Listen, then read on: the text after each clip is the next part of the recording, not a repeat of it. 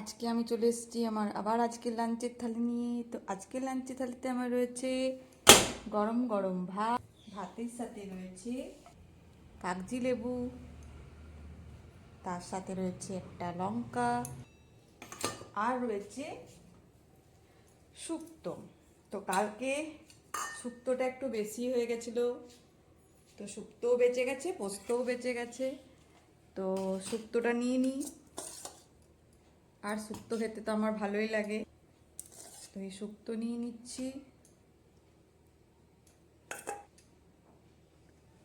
শুক্তো, তার সাথে রয়েছে পোস্ত, টমেটো আলু পোস্তটাও হালকা একটুখানি। তো পোস্ত নিয়ে নিলাম। আর আজকে যেটা রয়েছে সেটা হচ্ছে চিকেনের ঝোল। গরম গরম চিকেনের ঝোল নিয়ে নিচ্ছি। তো ঝোলে আমি আলু টালু একদমই দিইনি, একদম পাতলা করে হালকা করে চিকেনের ঝোলটা করেছি, খুবই হালকা, খুবই হালকা করে ঝোলটা করেছি।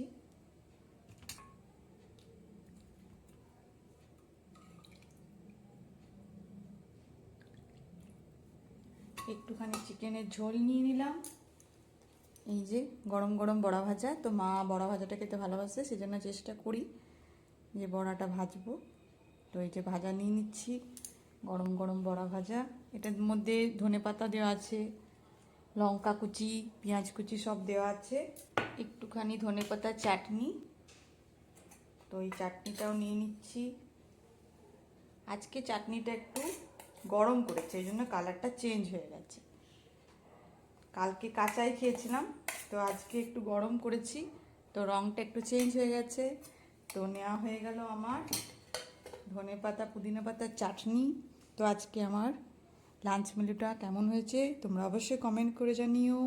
ওকে, বাই।